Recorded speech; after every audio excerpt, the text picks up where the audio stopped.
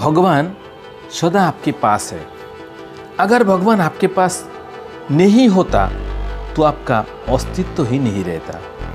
नमस्कार देवी और सज्जनों, आप देख रहे हैं सीक्रेट ऑफ सक्सेस बाय संजीवन दास। इस चैनल में अगर आप पहली बार है तो ज़रूर सब्सक्राइब कर लीजिए और ऑल नोटिफिकेशन ऑन कर लीजिए।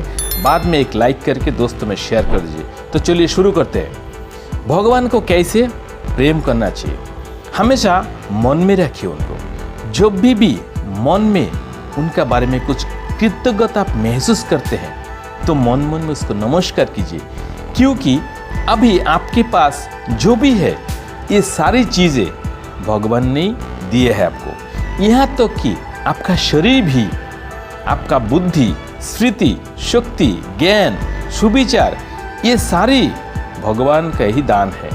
हवा, पानी, पेड़ पौधे, मिट्टी, आसमान, आग, सूर्य, चंद्र, ये पृथ्वी, ये सारी आपके लिए भगवान ने आपको पैदा होने से बहुत पहले ही तैयार करके रखा है आपके लिए।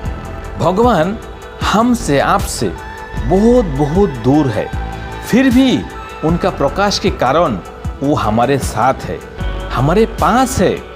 हमारे आत्मा भगवान का ही अंश है, यानी कि परमात्मा के है।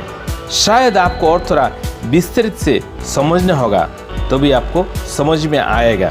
जैसे कि आप अपने माता पिता का पुत्र है, हो सकता है आप माता पिता से बहुत दूर में रहते, लेकिन फिर भी रिश्ता टूटता नहीं है। कितना भी दूरी में है, लेकिन ये जो रिश्ता है, आपका माता पिता जानता है कि आप उनका बेटा है। आप जितना भी दूरी में हो, लेकिन ये आपको भी पता है और उनको भी पता है। जिस तरह की आप आपका पिता का अंश है, इस तरह अंशीदार भी है। इसी तरह हम सब आत्माएं भी या जीव भी सारी ईश्वर का ही संतान है। इसलिए हम कितना भी दूर में रहते हैं पर उनसे अलग नहीं है। अपना माँ बाप से जिस तरह आप दूर में रह के भी बहुत उनको मानते हैं, उनको याद करते, कुछ अच्छा चीज़ों को उनका नाम पे समर्पित करते हैं, इसी तरह आप भगवान को भी समर्पित कर सकते हैं। आप भगवान को बेइंतहा प्यार कर सकते हैं और वो भी आपको आपसे ज़्यादा प्यार करता है। जैसा कि आपका माता पिता आपको सबसे ज़्यादा प्यार करता है। मैंने सब आपको दिखाने के लिए नहीं कह रहा हूँ किसी को, सिर्फ अपना मन में सोचिए और अपना मन को परिवर्तन कर लीजिए। देख के आपका जीवन ऑटोमेटिक परिवर्तन हो जाए, क्योंकि भगवान का जो प्रेम है, आपका माँ बाप का जो प्रेम है, ये अप्राकृतिक है, अननेचुरल है। ये दिखाना नहीं पड़ते, लेकिन दूर में रह के भी आपका मन में वो बसते हैं और आप दूर में रह के भी आपका माँ बाप का दिल में आप बसते हो। इसी तरह ईश्वर को भी अपना मन में बिठाइए। आप उनका दिल में हमेशा हो, आप उनका अंश हो। वो कभी भी आपको कोई मुसीबत में छोड़ेगा नहीं, और कोई भी मुसीबत होगा तो भी उसमें से आपको निकालेगा ही।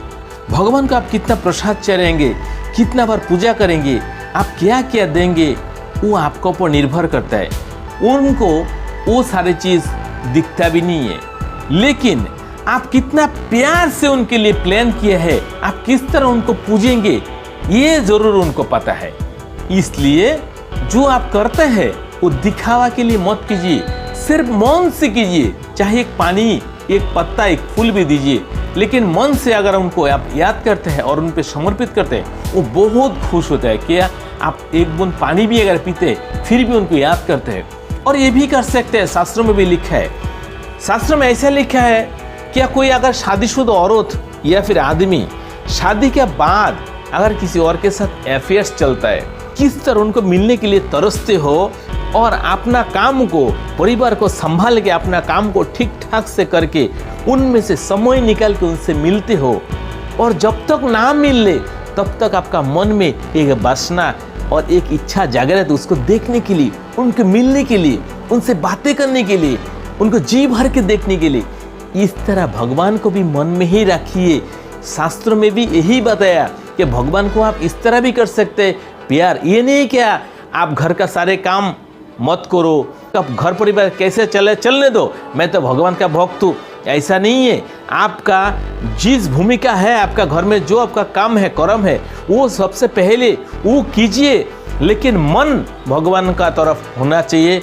और ये सब करने के बाद आप भगवान का मंदिर में जाइए, उनको पूजिए, अपना मन में पूजिए, कोई फर्क नहीं पड़ता। आपने जो याद किया उनको, बस इतना ही उनके लिए काफ़ी है, इतना ही चाहता है भगवान ने।